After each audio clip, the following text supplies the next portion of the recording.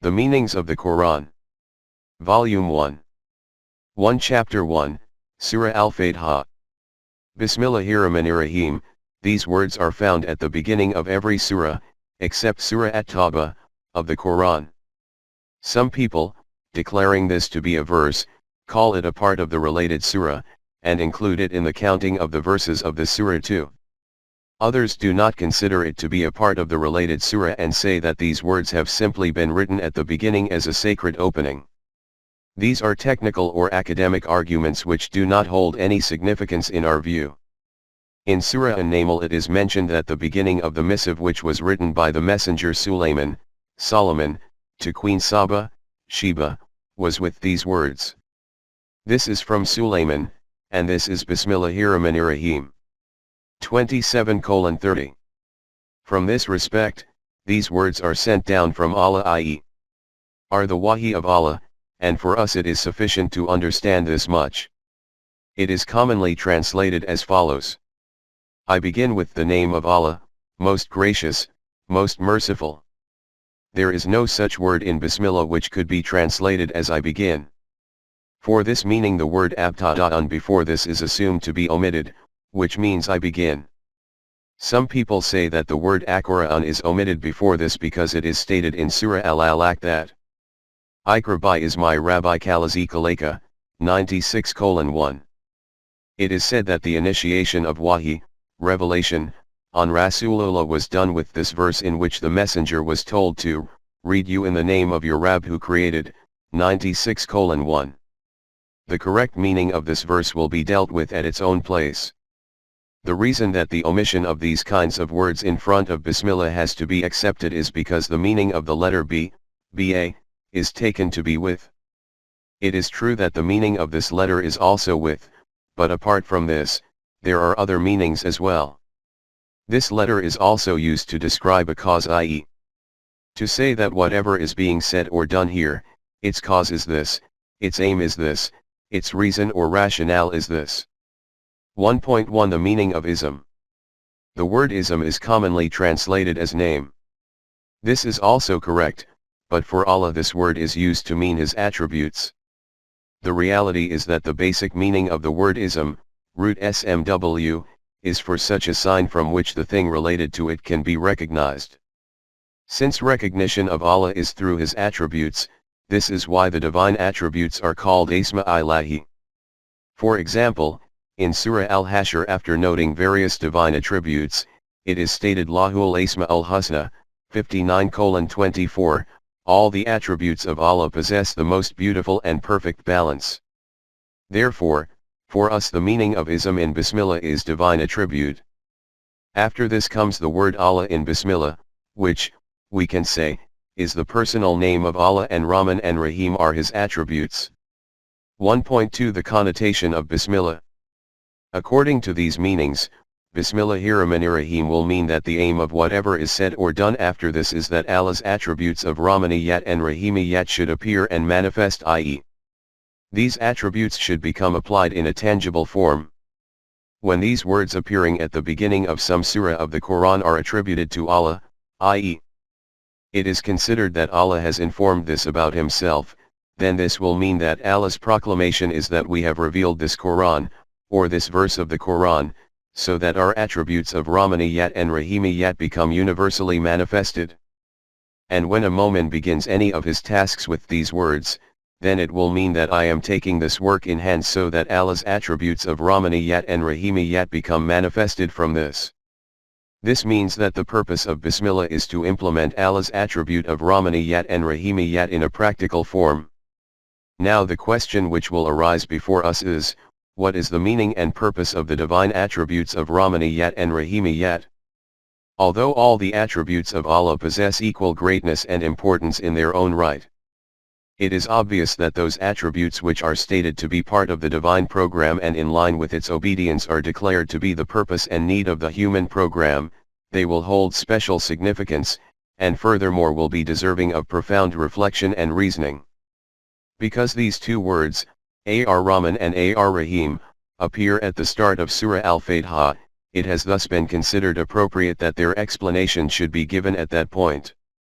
Therefore, Please bear with us. And for the time being understand this much, that Allah has revealed the Quran, whose purpose is also that in the human world his attributes of Rahmaniyat and Rahimiyat prevail everywhere, and whichever program his servants take into their hands, its purpose and need should also be this. Furthermore, the meanings and explanations which are being presented about the Quran at this time, according to my understanding, and which you are making an effort to understand, our purpose from this should be solely this, that his rahmat becomes manifested everywhere. This is, in any case, the sole aim before me, and the ultimate objective and desire of all my endeavors. 1.3 Beginning of Surah Al-Fatiha. Alhamdulillahi Rabbil Alamin, 1:1.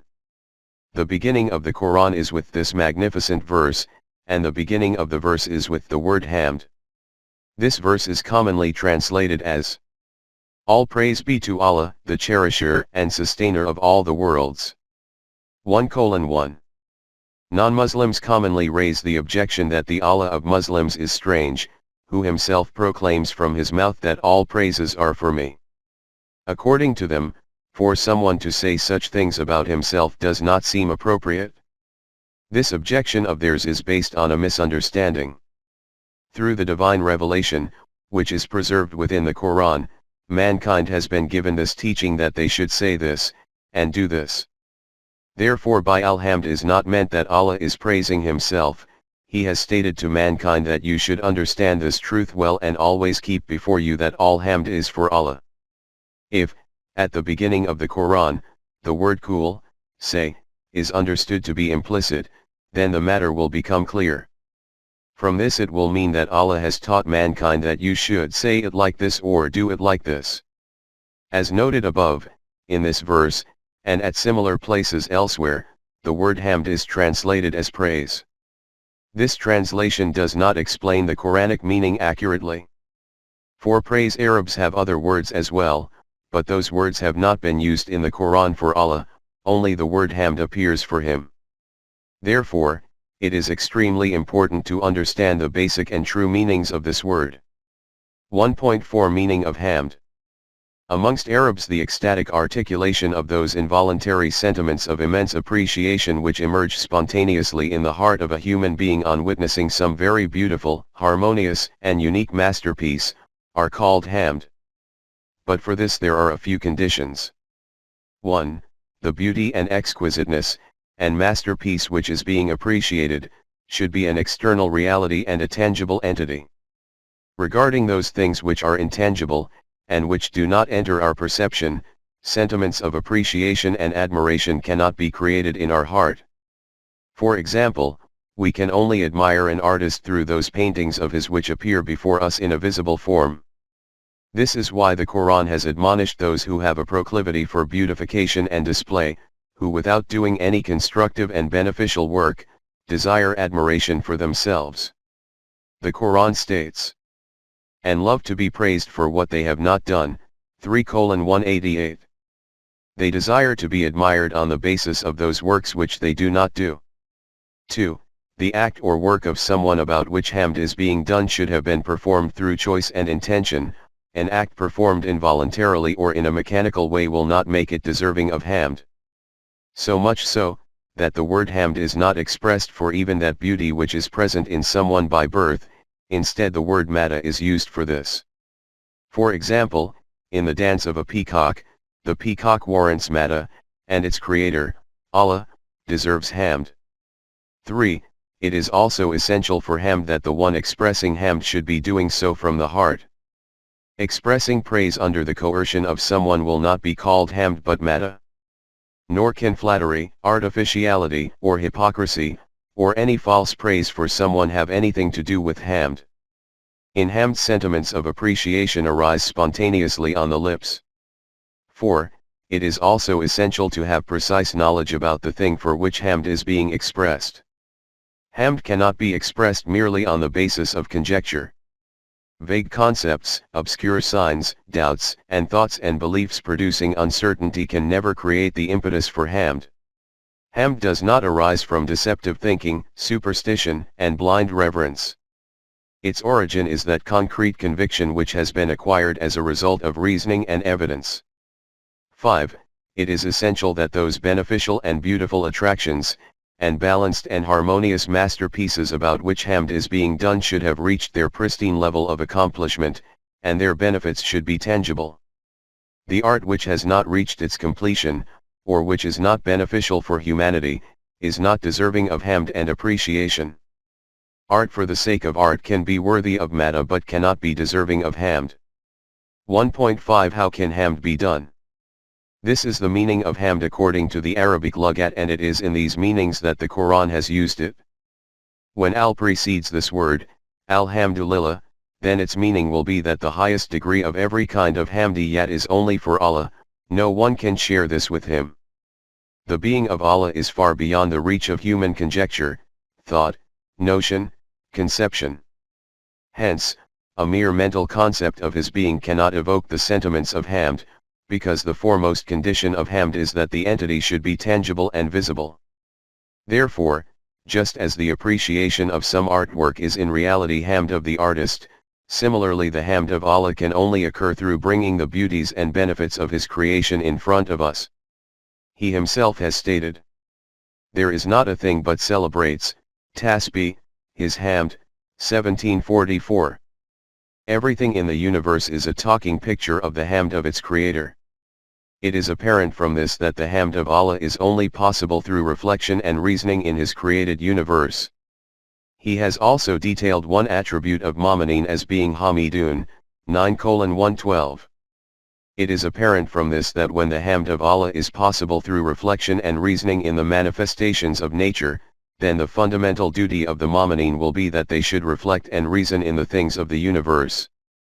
That they should carry out research into different aspects of the universe, and by making the benefits of their tangible outcomes universal for mankind, provide practical evidence of the hamd of Allah.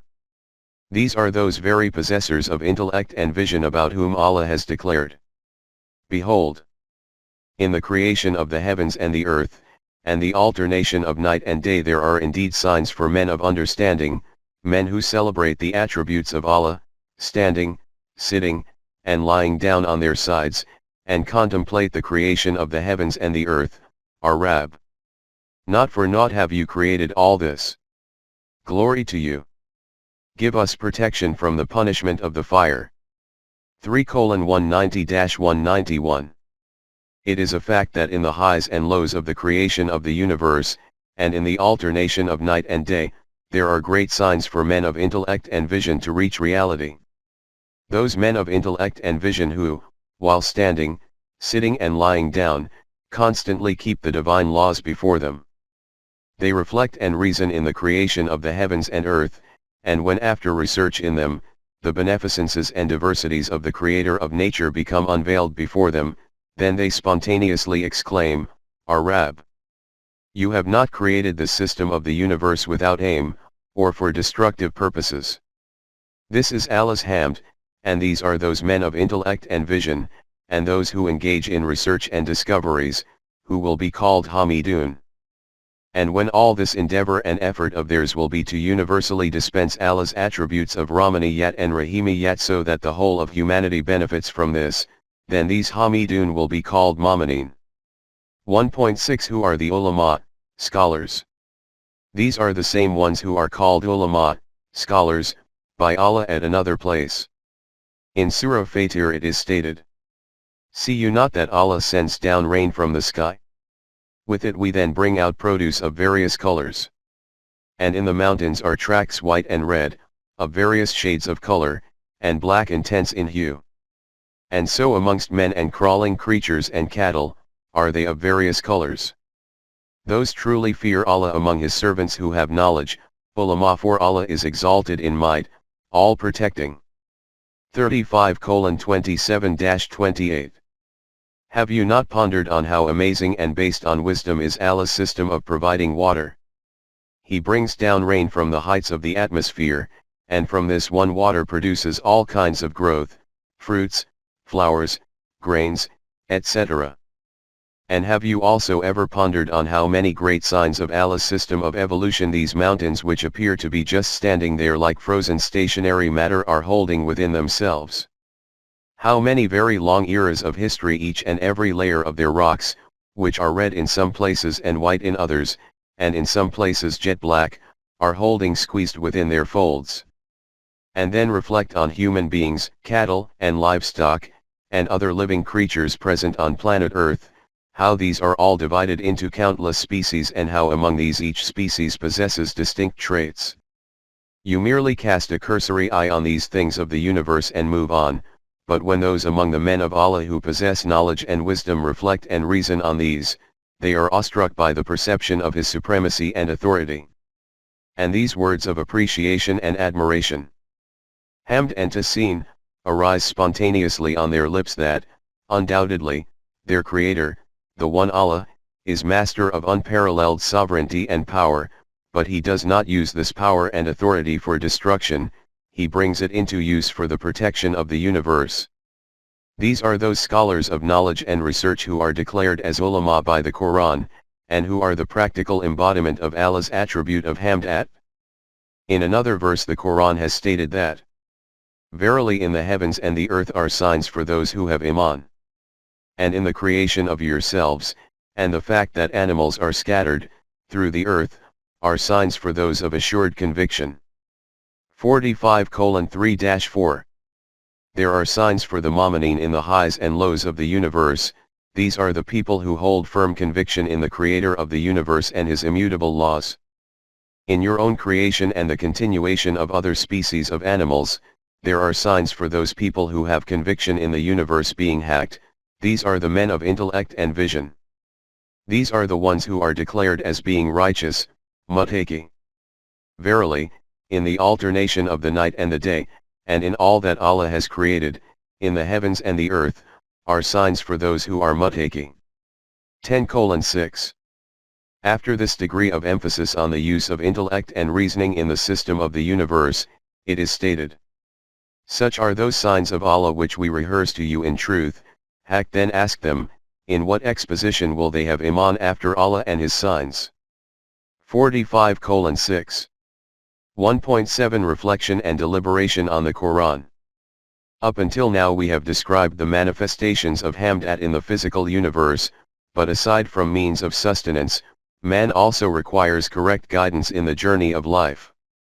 This guidance used to be made available through Wahi, whose last link is the Quran. Allah has declared this book also as a manifestation of Hamd. Hamd be to Allah, who has sent to His servant the book, and has allowed therein no crookedness.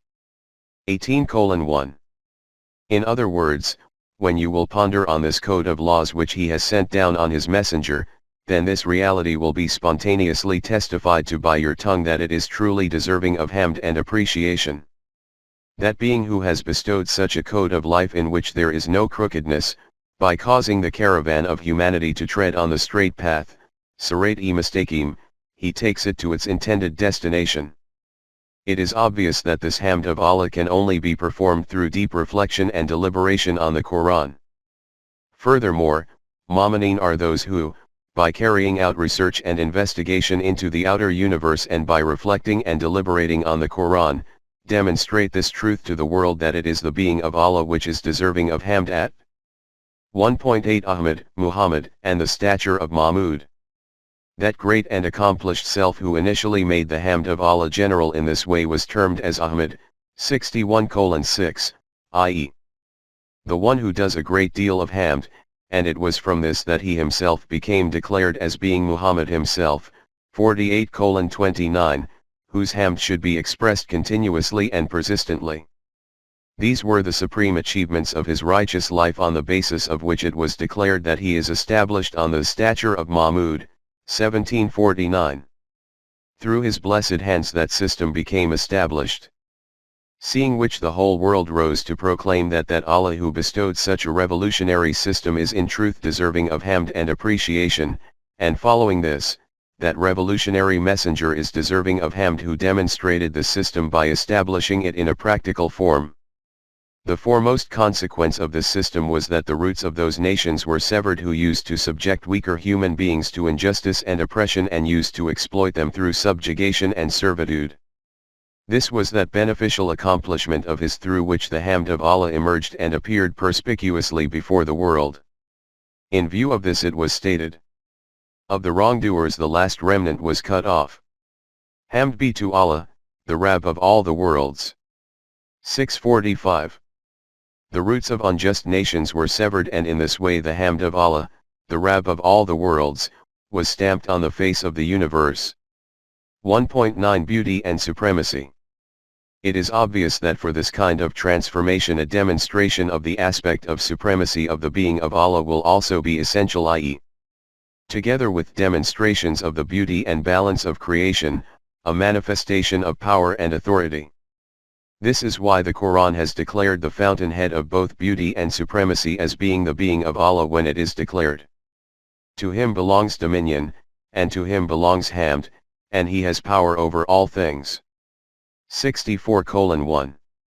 If there were no display of supremacy in the universe alongside the beauty, then this system would end up becoming destroyed. On the other hand, that power and authority which is not a manifestation of Hamd ends up becoming the rule of Pharaoh and Genghis Khan, i.e., if deen is dissociated from politics, then what remains is tyranny. This is why Allah has stated that together with the divine guidance he has also sent down a razor-sharp sword, 57:25, because with the equilibrium provided by both of these, the system of life can remain in place. Because if power is not overseen by the Quran, then it becomes tyrannical, and if there is no power of implementation alongside the Quran, then it remains merely as a sermon. Hence, the Jamaat-e-Momineen becomes Hamidun by bringing these two attributes of Allah into action. From these explanations you can conclude that when a Momin, Muslim, proclaims Alhamdulillah, what its meaning is and what its aim is. It is clear from this that by Hamd is not meant the repetition of a few words from the tongue. This is commensurate with bringing a system into shape in which, by harnessing the forces of nature, these are made widely available for the universal rebubayat of mankind according to divine guidance. And whatever forces are an obstruction in its path, to remove these. Details of these matters will be covered in the following words. 1.10 Allah. After Alhamd, the next word is Lillah. This is in reality, Li plus Allah. Li means for, therefore Lillah will mean for Allah. And Alhamdulillah will mean that Hamd in its most complete and absolute form is only ascribed to Allah. Therefore, the word Allah now comes before us. It is commonly stated that this is the combination of Al plus Ilah, therefore the meaning of Allah will be the true Ilah, the one Ilah. As has already been stated, this, Allah, is a proper noun, i.e., this word is used for the divine self and all other words are the attributes of this self. In the root of Ilah, ilh, the following meanings are implicit. 1. Having been frightened, looking for someone's protection or giving protection. 2. Becoming astonished.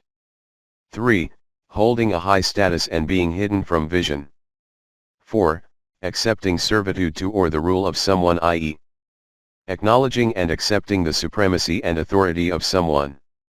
According to these meanings, Allah, i.e., the Quranic Ilah, is that elevated and supreme being who is hidden from human eyes, in front of whose supremacies human intellect and vision remain awestruck, whose sovereignty encompasses the whole of the universe, obedience and submission to whom is a must, i.e., by acknowledging him as Ilah, this means that obedience to him and to his authority be adopted. As has been said before, we can neither know nor say anything about the form and nature of the self of Allah. He is beyond the limits of human intellect and consciousness and ideation and comprehension. He has stated, no vision can grasp him. 6:103. Although we only know this much, what the attributes are of that being, and these attributes too are also those disclosed by him which are written down and preserved in the Quran, therefore, by Iman in Allah, this will mean to accept and adopt the rule and authority of that being whose attributes are cited in the Quran. 1.11 The universal concept of Ilah. As I have written at the beginning of my book Mano Yazdan, if you pass through any era of human history and cast an eye on any part on the face of planet Earth, you will find one thing which is commonplace among the whole of mankind, irrespective of time and place, i.e., the concept of some great and high being, the awareness of some supernatural power which should be bowed down before, and which should be worshipped, from whom supplications should be entreated, which should be feared, and in whose honor offerings should be presented. Explorers of the world and Western researchers, even if they have reached such a location where no outsider before them had ever laid even a footstep, and where the local inhabitants, totally unfamiliar with civilization and structured society, were living a life like the initial era of ignorance. Despite the fact that they were completely disparate compared to the outer world in their style of living, economic ways, and cultural practices, even amongst them there was to be found a belief in some invisible, higher, and greater power which they used to worship. Together with this, it is also a fact that wherever this awareness of such a being exists, its concept or details are different in every place. And these are the differences where the god of every tribe is distinct from the god of another tribe, and the idol of every religion is dissimilar to the idol of other religions. This expression that Ram is the same and Rahim is also the same is evidence of ignorance of reality, a deceptive idea, or a deliberate misrepresentation.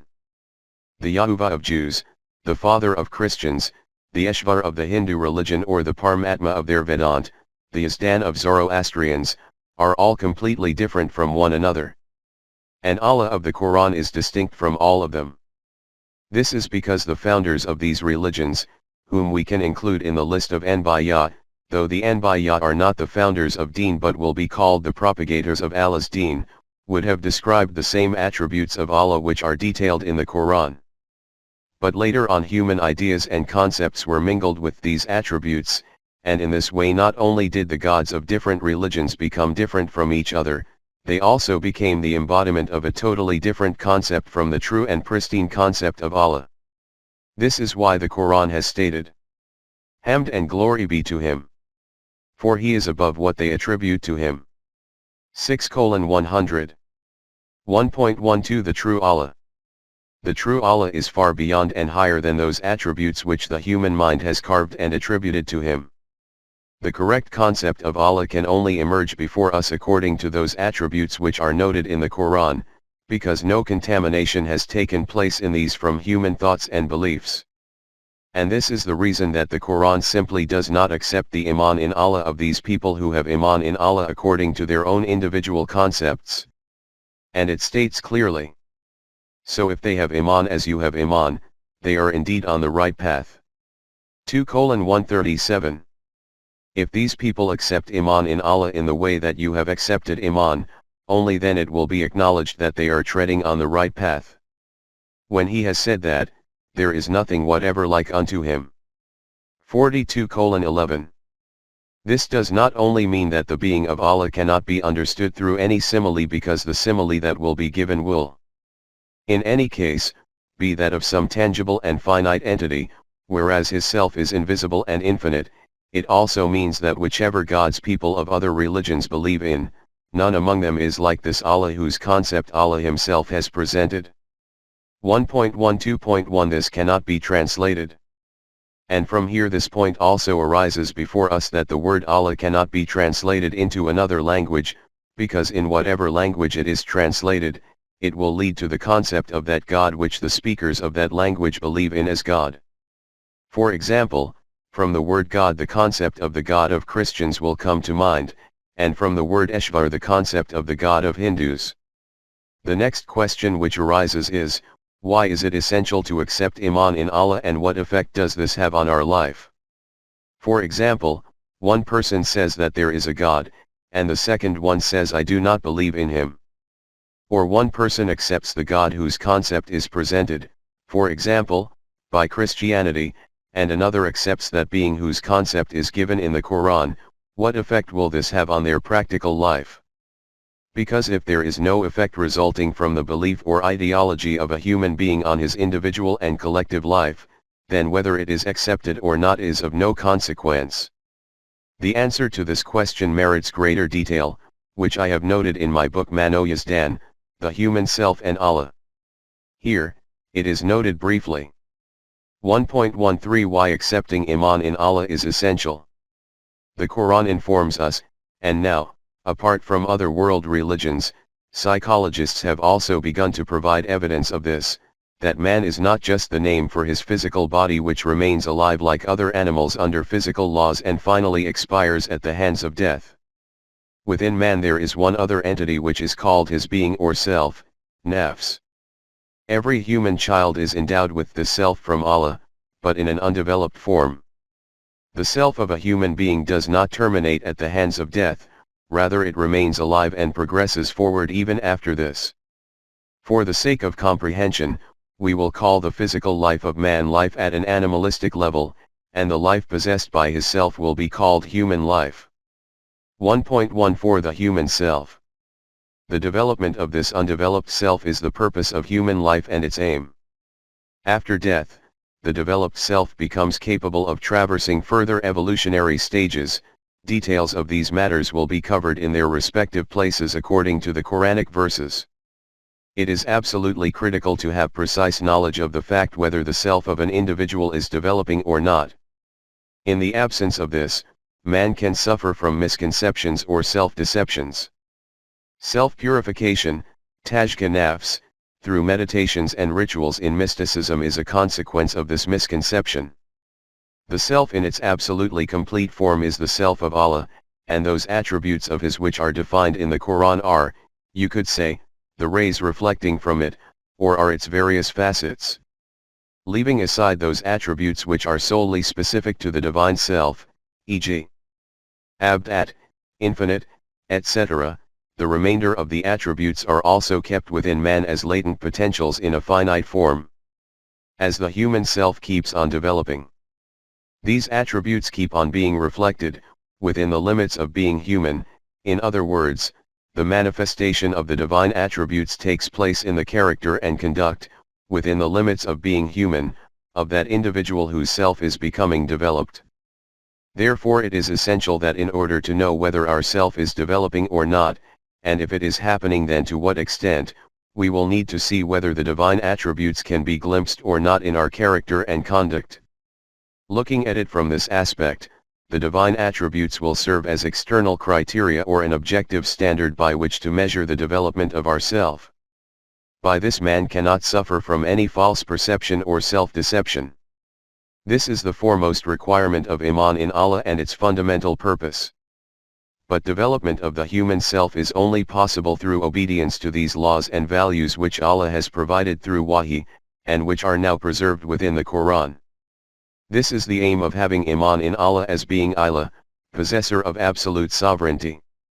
In the outer universe everything remains busily functioning under the obedience of the divine laws in pursuit of the achievement of that aim which has been defined for it.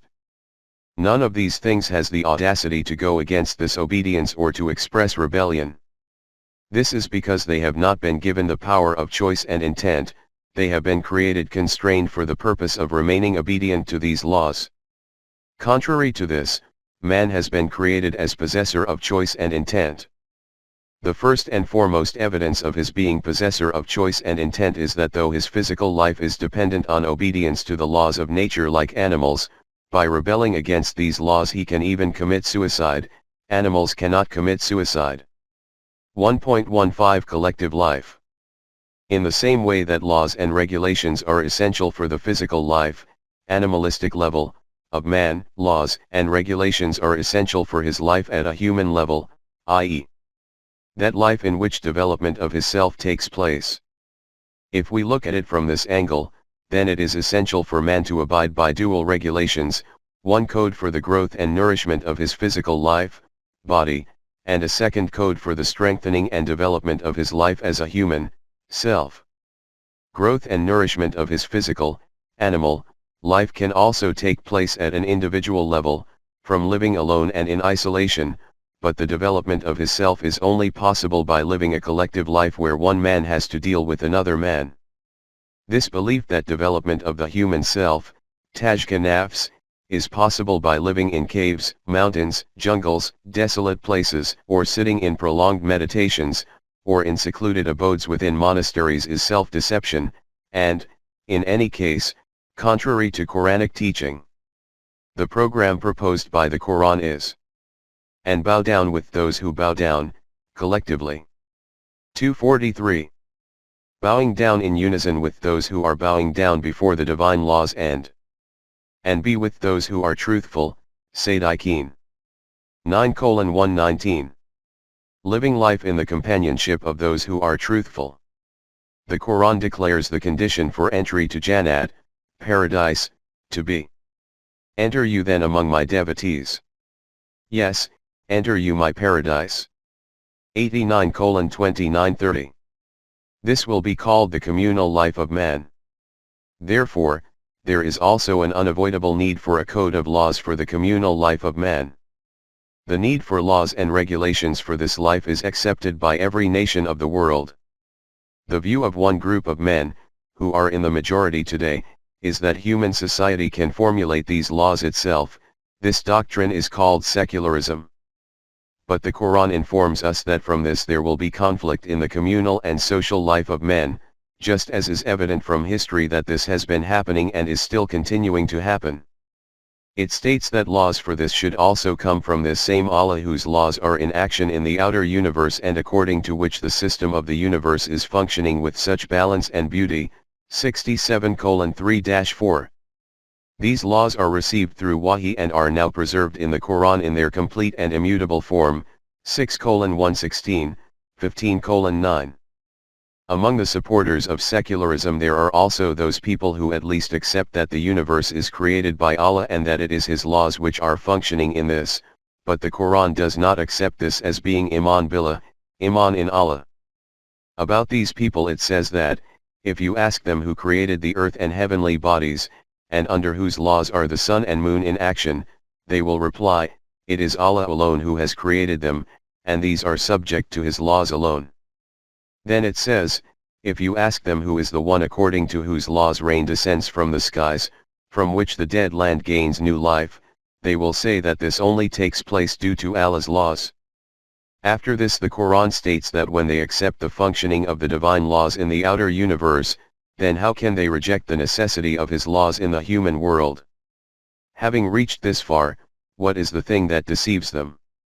Say, to whom belong the earth and all beings therein? If you know. They will say, to Allah. Say, yet will you not receive admonition? Say, who is the Rabb of the seven, numerous, heavens, and the Rabb of the throne supreme? They will say, Allah.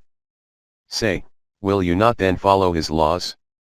Say, who is it in whose hands is the sovereignty of all things, who protects, but is not protected? Say, if you know. They will say, it belongs to Allah. Say, then how are you deluded? 23:84-89. Why do veils descend on their intellect and reasoning? 29:61. The Quran states, announce to them. Say, Hamd be to Allah. 29:63. 1.16 Ila of Ard, earth, and Sama, heavens. The outer universe is not the only abode for Allah's Hamd, it is essential that the human world also becomes the manifestation of this. Keep the human world within the obedience of the divine laws and after that you will witness how fountains of joys and successes gush forth here, and choruses of admiration and appreciation arise. The Quran states, remember that. It is He who is Ilah in the heavens and Ilah on earth, and He is full of wisdom and knowledge. 43:84.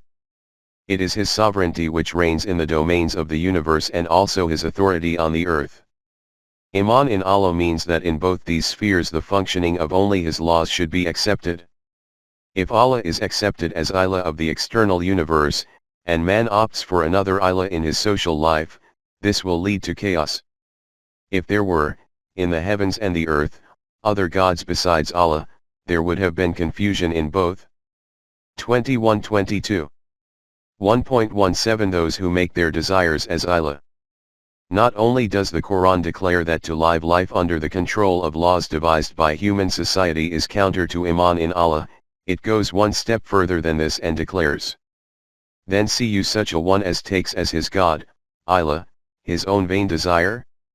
Allah has, knowing him as such, left him astray, and sealed his hearing and his heart, and put a veil on his sight. Who, then, will guide him after Allah? Will you not then pay attention?" 45:23. Have you pondered on the state of that individual who has himself made his own emotions as his Allah? The consequence of doing this is that man loses the ability of hearing, seeing, and thinking and understanding, his intellect becomes shrouded, and in this way, despite possessing knowledge, he sets out on the paths of destruction and ruin. Only the guidance of Allah can save such an individual from destruction. 1.18 Emotions, Knowledge, and Guidance. At this point an important issue arises which I do not wish to proceed from without addressing. Details of it will come in its own place. Here, it will be sufficient to say that when the Quran was revealed, the whole world was steeped in monasticism. According to this practice, it was thought that human emotions were the chief adversary in getting access to God, and nearness to God could only be achieved by the one who eliminates emotions. This was called eradication of the inner self. This was an extremely poisonous practice. Firstly, emotions are that very force which provides the impetus for human action. If these are destroyed, then man becomes merely as a stone. Secondly, that emotions simply cannot be destroyed, and to believe this is self-deception. Emotions can only be suppressed, and when these suppressed emotions find their natural true outlets closed for their expression and satisfaction, then they surface via unnatural ways. According to the terminology of psychology, this is called perversion, as a result of which man becomes the victim of various kinds of psychological ailments. The Quran arrived and challenged this erroneous practice of monasticism, and stated that making the emotions rebellious and unbridled is a cause for destruction and ruin. It calls this making the emotions as Allah, i.e., God. If these are kept under Allah's guidance, then great constructive tasks can be accomplished as a result of these. This is why the Quran states that, "And who is more astray than one who follows his own lusts, devoid of guidance from Allah?" 28:50. At another place, "Nay, the wrongdoers follow their own lusts, being devoid of knowledge. But who will guide those whom Allah leaves astray?" 30:29. In the practice of monasticism, knowledge and emotions are declared to be the opposite of each other. This is why every claimant of divine nearness is bent upon vilifying intellect. But the instruction of the Quran is to utilize emotions in the light of knowledge. The human intellect required centuries to reach this truth, apparently contradictory.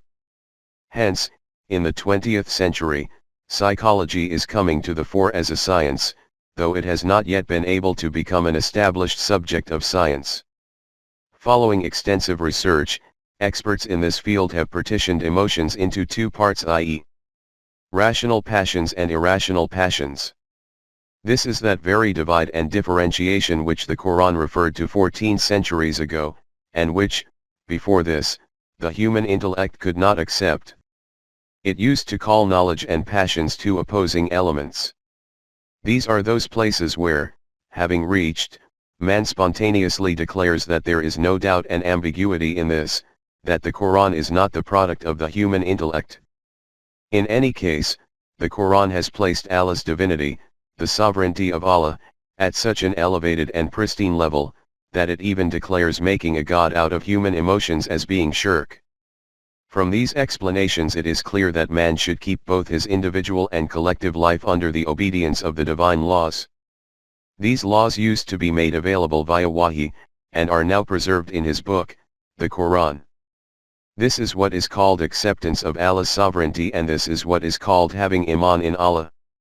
Hence, the Quran has declared in very comprehensive words that, "And if any do fail to judge by what Allah has revealed, they are kafir." 544.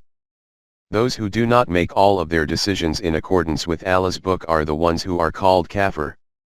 Only those people who spend their life in obedience to his book can claim to be those who obey Allah as their ilah, and only they can state in reality that all hamd is for Allah. 1:1. After these two words in Surah Al-Fatiha, 3 attributes of Allah are noted with great precision, whose meanings are that the manifestation of his hamd and its emergence will be fundamentally via these attributes. These attributes are Rabbil Alamin, Ar-Rahmanir Rahim, and Maliki Yawm-Iddin. First of all, let us take the word Rab. 1.19 Rab.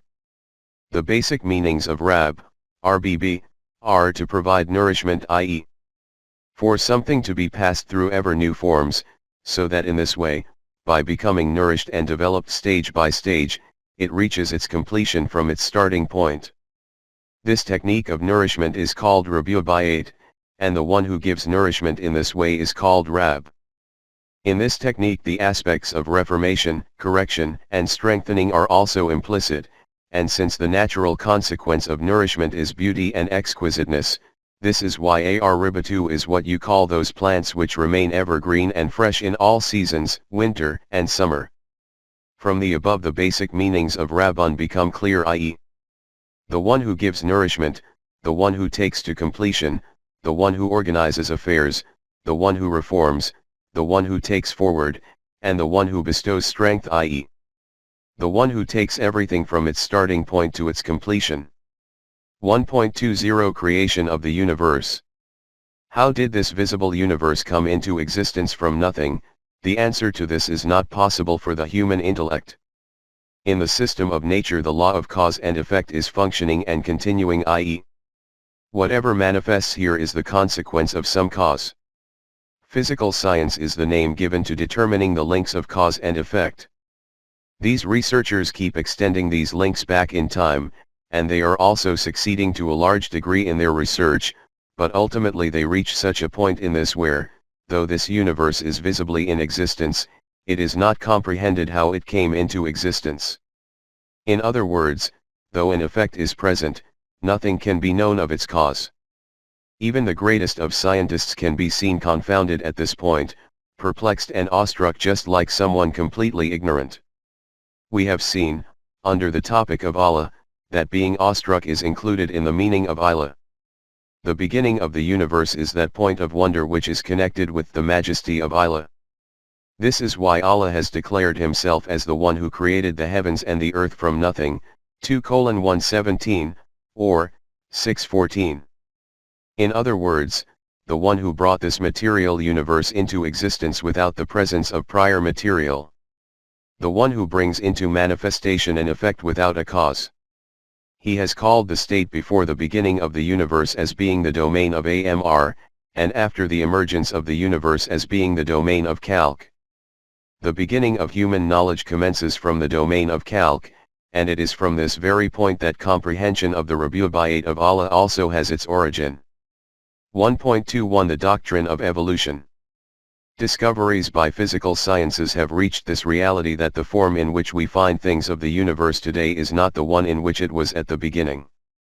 The beginning, you could say, of everything among them started from one point. After this, whilst becoming nourished continually, that entity kept advancing forward, the dot became a line, and by passing through various phases and stages became shaped into this form which we witness before us today. This is called the theory of organic evolution in their terminology. At this point it suffices to say this much. In this regard observe also that the linguistic meanings of these words, Hamd, Allah, and Rab, which we have noted, and then the meanings for which the Quran has employed them, are there any words available in any other language of the world in which these could be translated? Just take this word Rab. In English translations of the Quran, whether those translations have been done by non-Muslims or by Muslims themselves, this is translated as Lord. Just reflect whether that meaning which is implicit in the word Rab can be conceptualized in any way whatsoever from this word Lord. Never mind understanding the meaning, the concept which is formed about Allah from this is completely different from the concept which is created by the word Rab. On the one hand, the one who, providing nourishment to the things of the universe, takes them from the starting point to the point of completion, and in this way, by passing them through evolutionary stages, causes them to manifest their latent potentials, and on the other hand, the term Lord. This is the reason that Gibb, 1945, said that the translation of the Quran cannot be done in any language of the world. Only its meanings can be explained, and this is the very reason that even after compiling the Lugat al-Quran, I did not translate the Quran, but presented its meanings. In any event, when a researcher reflects on the system of the universe and observes how Allah's Rabu'iyat converts a drop of water into a pearl, and turns a nondescript cell of life into the being of Adam after passing it through millions and millions of stages, he spontaneously proclaims, Hamd be to Allah, Rabb of all the worlds. 1:1. But the manifestation of this attribute of the Rabu'iyat of Allah is not confined to only one thing or one part of life, this encompasses all the worlds. From this the next matter now appears before us, i.e. what is meant by worlds? 1.22 Alamin, worlds. Its root is an lm, which means to know and recognize. Therefore alim, as in lim, is a possessor of knowledge or someone who knows about some matter, and alam, as in lam, is that thing through which someone can recognize something, i.e. a sign or symbol of something. For example, alam, flag, is the symbol of an army. You are passing through a desolate jungle at night where there is no sign of any human life, and you glimpse a flickering light in the distance.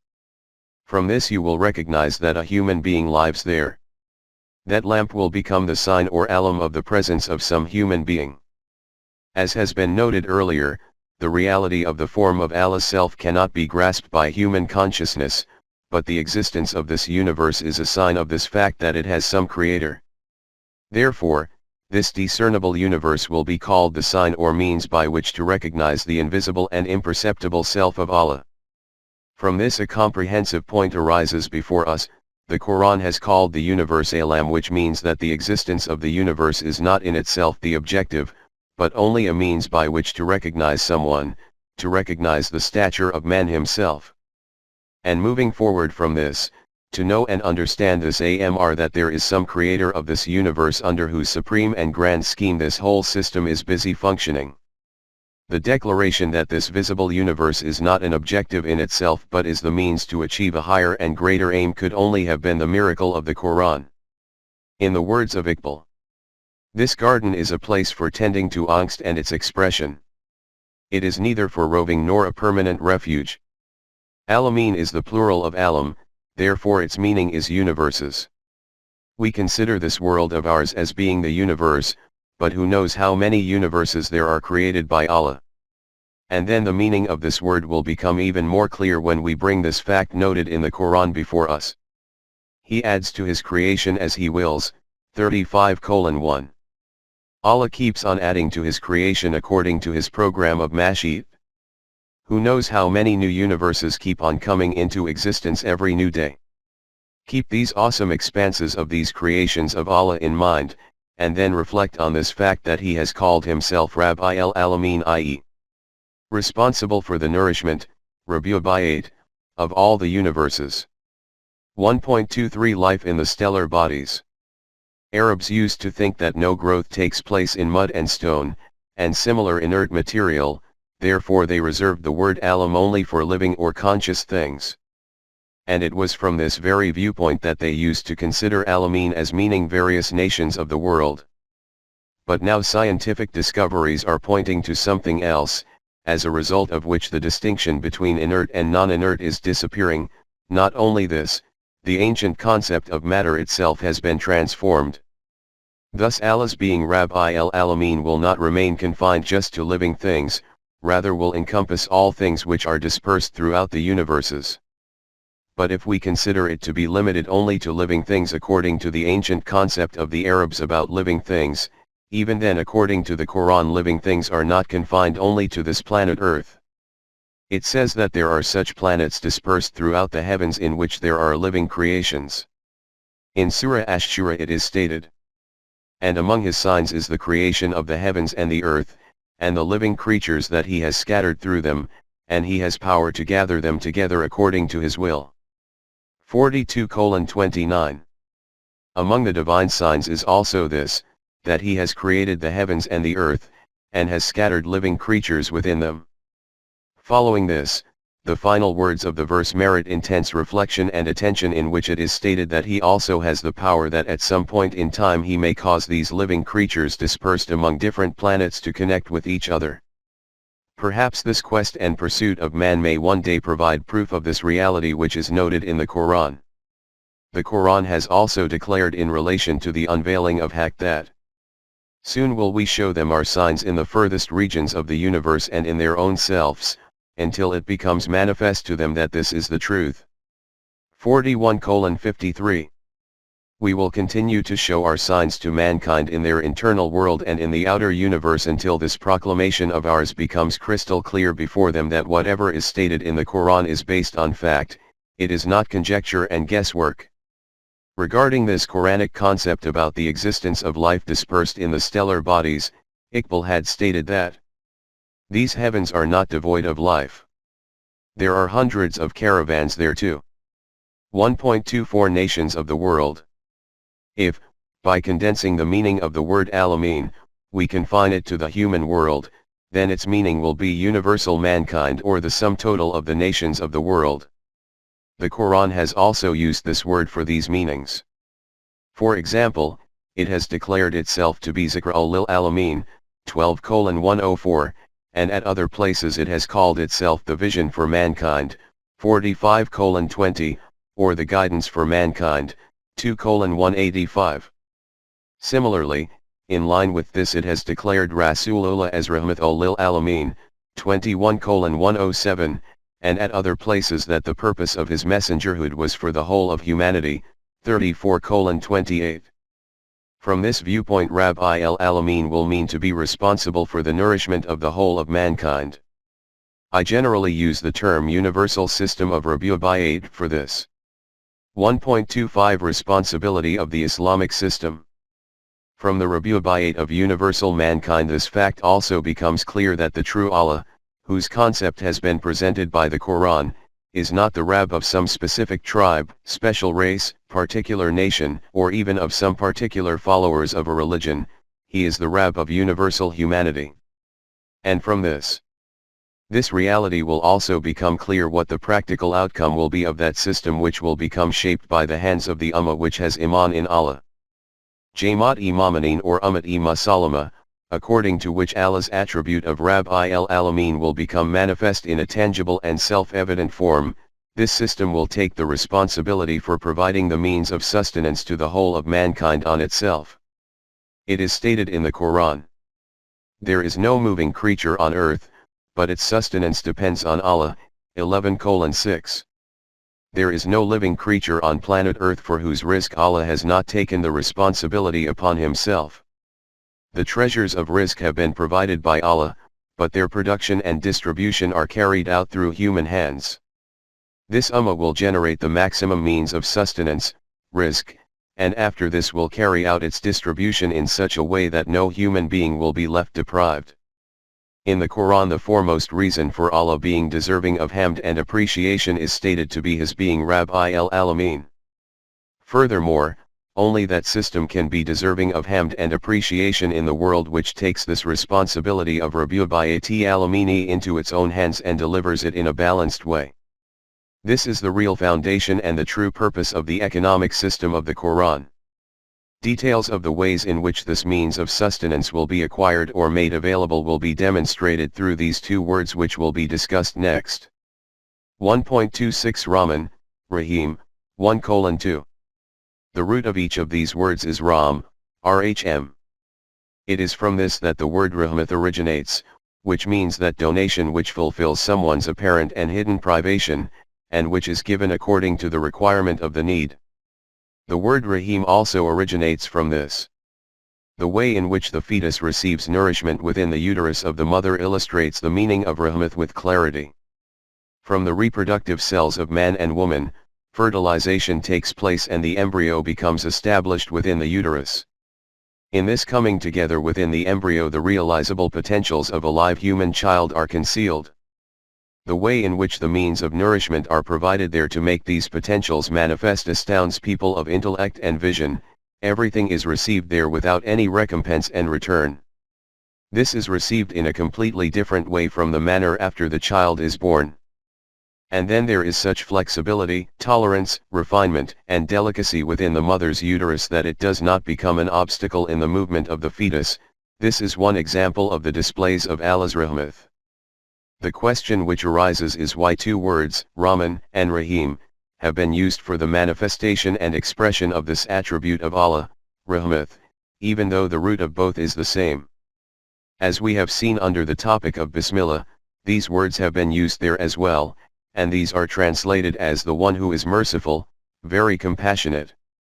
You have seen that from this translation not only does the reality not become apparent, but it is also not comprehensible what is meant by the one who is merciful, and very compassionate. In English translations of the Quran the words beneficent and merciful also appear for these. From these also the matter remains unclear, and neither can the correct meaning be understood. The Arabic language is a very scientific language. Every word in it has a root which contains a fundamental meaning like the seed of a tree. After this, in this language there are different forms, or weightages, according to which various words keep on arising from this very root. Every form, or weightage, has a specific characteristic. As a result of this, even though the words which arise in various forms have the same fundamental meaning, their characteristics keep on becoming different. The word Rahiman is based on the weight of Fa'ilan, whose characteristic is that the expression of this attribute is that it is continuous, gradual, and persistent. And the weight of Ramanan is on Falanan, whose meaning is that the expression of this attribute is with intensity and all of a sudden. This difference between these two meanings demands profound reflection and reasoning. As has been stated, researchers from the discipline of physical sciences have reached this conclusion that development in the things of the universe is occurring through an evolutionary process, i.e., with gradual nourishment these keep progressing forward from their point of origin until they reach their destination of completion. These evolutionary stages are traversed, link by link, on a continuous basis. There is no gap in these links. But sometimes it also happens that a thing jumps across various links in a single leap and adopts a new form. 1.27 Emergent evolution. This is known as emergent evolution in their terminology. These scientists are unable to explain anything about how this occurs. Thus, we may say, the leader of this doctrine, Lloyd Morgan, writes in his book, Emergent Evolution. If it is asked, that thing which you call emergent, what is it actually? The brief answer to this will be that this is a new kind of connection. And if it is asked in what respect are these connections considered new, then the answer can only be that prior to the appearance of their characteristics nothing can be said about them. In the same vein, Viscount Samuel writes, in the chain of cause and effect sometimes those exceptions appear which only the hand of nature can bring into existence. From the above explanations this fact becomes evident that the usual form of the means of nourishment, rahmat, which the things of the universe obtain for their development is that it keeps becoming available continuously and stage by stage. For this the Quran has termed Allah as being Ar-Rahim. But when its appearance is in the form of emergent evolution, then he has called this Ar-Rahman. Have you observed how the matter has changed significantly simply due to the differentiation in weightage, and how this matter becomes understood why the Quran has used two different words from one root? 1.28 The stages of human creation. In relation to human creation the manifestation of both these attributes are noted in one verse of the Quran in a very perspicuous and visionary style. It is stated in Sura Al-Mu'minun that the beginning of the creation of man took place from inert matter. Then conception occurred in the mother's uterus and the fetus began to develop. First it adopted the form of a leech-like clot, then it became like a piece of flesh, then a skeleton of bones emerged in it, then a layer of flesh was wrapped over these bones. Up until this point the technique of reproduction and development is the same for the embryos of a human being and other animals, and comes into shape via a gradual process. This takes place according to Allah's attribute of Rahim. After this, Such a fundamental difference occurs between a human being and an animal, which is not the physical outcome of the former links of evolution. There, a sudden change emerges. About this the Quran has stated, "Then we created out of it another creature," 23:14. In other words, then Allah made it into a new kind of creation. This is the consequence of emergent evolution. According to this new creation, man becomes endowed with his self, whose fundamental characteristic is choice and intent, and through the development of which it becomes enabled to traverse further evolutionary stages. For this emergent evolution the word Ar-Rahman has appeared. 1.29 Guidance of Wahi. The development of the human self takes place through obedience of those values and instructions which are given via Wahi, revelation, from Allah. When Allah stated about himself that your Rabb has inscribed for himself Rahmath, 6:54. Allah has declared it as a duty upon himself to bestow the means of sustenance, Rahmath. This also means that in this Rahmath, other than the means of nourishment for the physical life of man, the development of his self was also included. Here, another aspect appears before us, which is a specific manifestation of his attribute of Rahmaniyat. About man it is stated in the Quran, "Taught man that which he knew not." 96:5.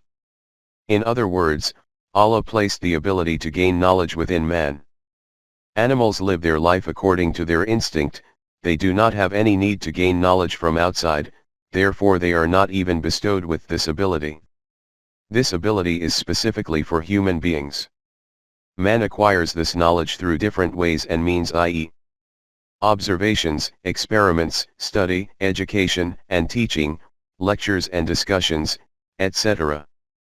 Knowledge is gained gradually via these methods, and whichever individual wishes to, he can achieve it. In other words, we can say that in this aspect Allah's attribute of Rahimiyat is functioning. 1.29.1 Wahi was always external. But there is another form of knowledge as well, which cannot be obtained in any way whatsoever through the methods mentioned above, nor is there any role played in it of man's own effort, or deed, and skill. This used to be conferred from Allah directly onto his chosen righteous individuals. This is called Wahi. This is that knowledge about which it is stated, "But Allah will choose for his special rahmath whom he will," 2:105. According to his program of Mashi'at, Allah selects whoever he wishes specifically for this rahmath. This reality that in the acquisition of Wahi there was no role of man's own skill and effort is clear from the fact that the righteous being who was being selected and designated for this had no knowledge or inkling before receiving Wahi of this matter that he was going to be bestowed with this knowledge. Hence, in the case of Rasulullah himself it is stated, "You knew not before what was the book and what was Iman," 42:52. From this it is evident that in the bestowing of Wahi Allah's attribute of Rahmaniyat would manifest itself. This is why it is stated regarding this, Ar-Rahman. It is he who has taught the Quran. 55:1-2. Knowledge of the Quran is bestowed by Rahman, and it is on this very basis that the Quran is declared as being Rahmath. It is noted in Sura Bani Israel that we sent down in the Quran that which is a healing and a rahmath for Mu'mineen. 17:82. And we have bestowed in the Quran all that which is a healing and a rahmath for those who seek Iman in its truth. This knowledge, Wahi, from Allah was bestowed for the final time on Rasulullah. In this Wahi Deen reached its completion and was preserved in the folds of the Quran. This is called the finality of Nubuwwat. After this there remained no need to provide knowledge directly from Allah, nor any possibility or prospect.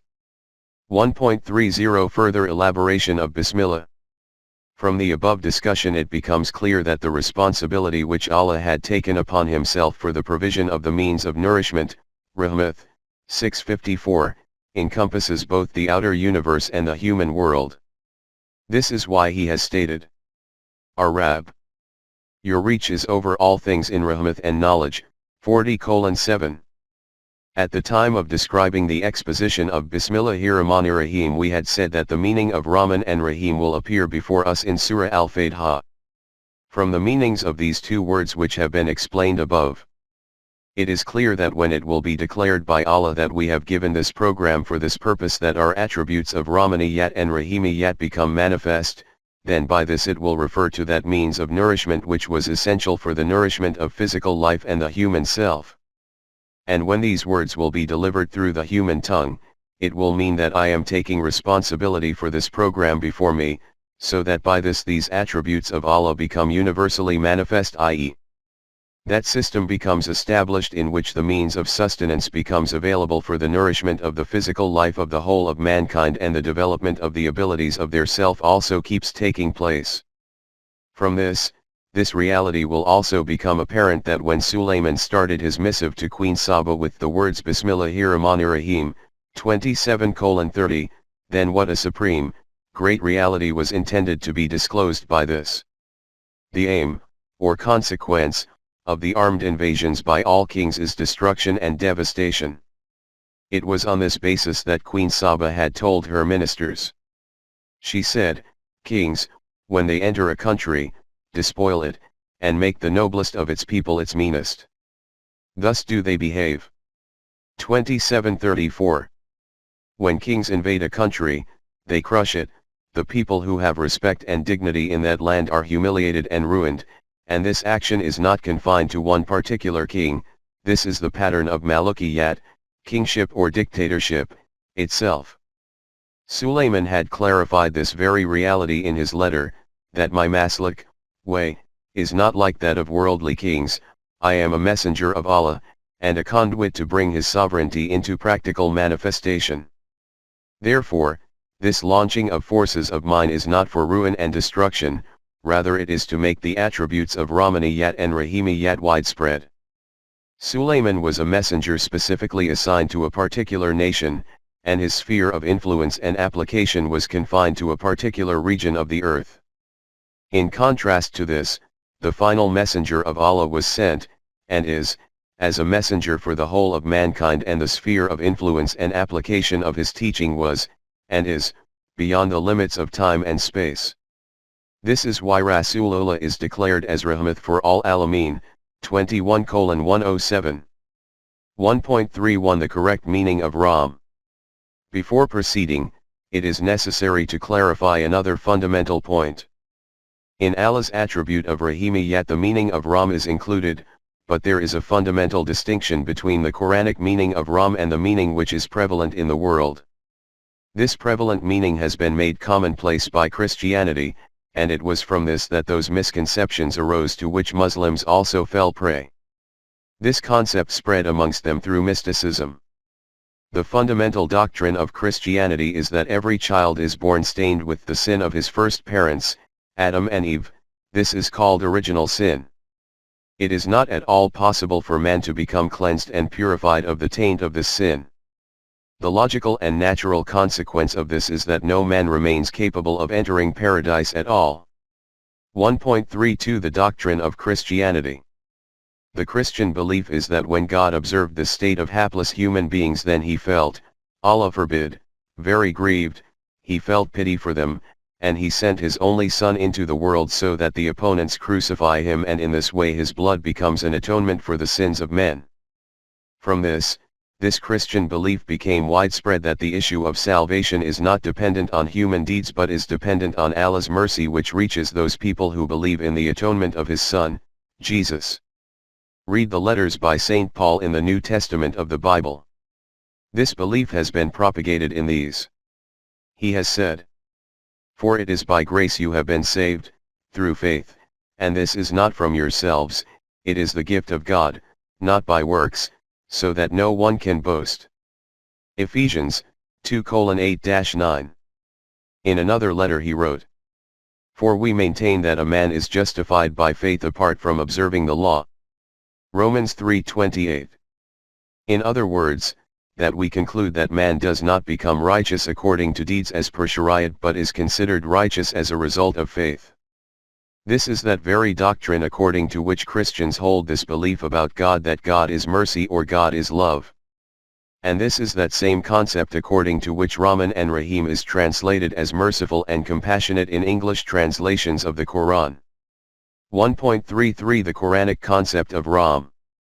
In opposition to this doctrine of Christianity, the whole structure of Quranic teaching is constituted on the foundation of the law of requital. This means that the result of every individual or collective deed of man is determined according to this law which has been established by Allah for this.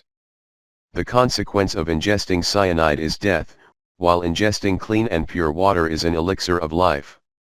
Going beyond the physical universe and the physical life of man himself, this same law is functioning in life as a human being also. This is called Allah's system of justice, and this system of Allah is immutable and absolute. But we have stated above that the concept of Ram is also included in Allah's attribute of Rahimiyat. From this, the question before us is that Adl, justice, and Ram are apparently two contradictory concepts.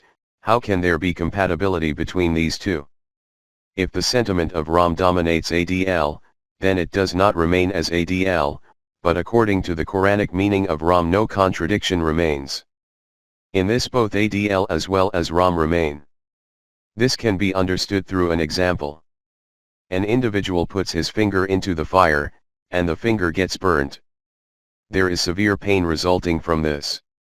All this takes place according to Allah's law of Adl, in which there is not an iota of Ram.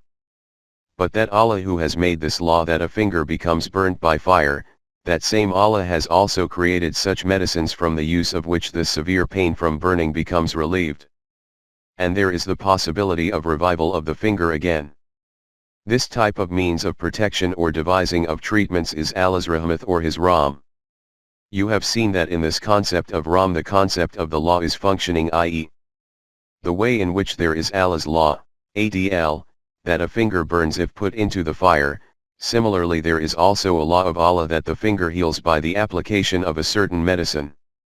1.34 The Quranic concept of Tawbah, repentance. In human life this is termed Tawbah. The Quranic concept of Tawbah can also be understood through an example. You have to go to some particular village. At a crossroads you took a turn in the wrong direction. This is losing direction and an error. After walking a short distance, someone informs you, or you realize through signs en route, that you are going on the wrong path. Obviously after this you will not take a single further step in this direction. You will of a necessity require to return to that same crossroads from where you had taken this wrong turn. But by merely returning to this crossroads you will still not reach your intended destination. From here, you will need to step in the right direction. In the language of Arabs and in the terminology of the Quran, returning from the wrong path back to the crossroads is called Tawbah, and getting onto the right path from the crossroads is termed as being Amal-e Saleh, righteous deeds. In this way the loss caused by human error is rectified. In human life there are laws established by Allah for this kind of countering of consequences and recovery. Including these kinds of laws in the code of life is called Allah's Ram in Quranic terminology, and it is in these very meanings that Allah is Rahim. Among Jews no concept of Tawbah even exists. Similarly in Christianity there is no possibility of removing the effect of a sin through deeds. According to the Hindu religion, whatever June, form, man has been born into, mouse, dog, pig, low caste, etc., as a consequence of his deeds in a previous life, it is impossible to alter it in the present life.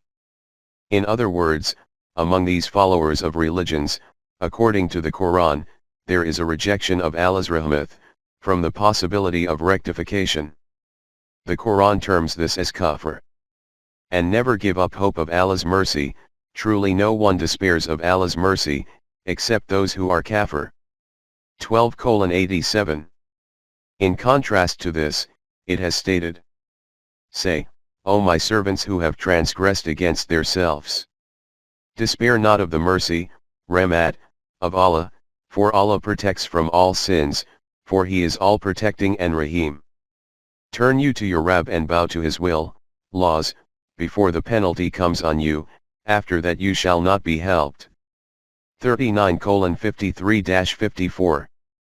O Rasool, tell these servants of mine who have done wrong to their own selves, who have taken a turn in the wrong direction at the crossroads of life, that they should not lose hope in Allah's law of rahmath. In his system of justice the potential for erasing the effects caused by mistakes is also present. Whenever this realization awakens in you that you have taken a step in the direction of a non-divine path, you should turn towards the laws of your Rabb and bow your head before his laws willingly. As a result of this, you will be protected from the harms arising from your mistake. However, this is only possible if you turn towards the divine laws before the destructive effects resulting from your error begin to appear before you. If you cause any delay in this, then their rectification will not be possible. The Quran has summarized this whole explanation in these 4 words, in Arabic, when it stated that, "For those things that are good remove those that are evil," 11:114. The condition for recovery from the destructive effects of wrong steps is that you should perform as many constructive tasks as possible, remove the consequences of wrong deeds through righteous deeds. This is the way in which Allah's Ram manifests itself. Have you seen how Allah's Ram is in reality one constituent of his law of requital? This is further elucidated in the next words of Surah Al-Fatiha, where it is stated, Maliki Yawm Din. 1:3.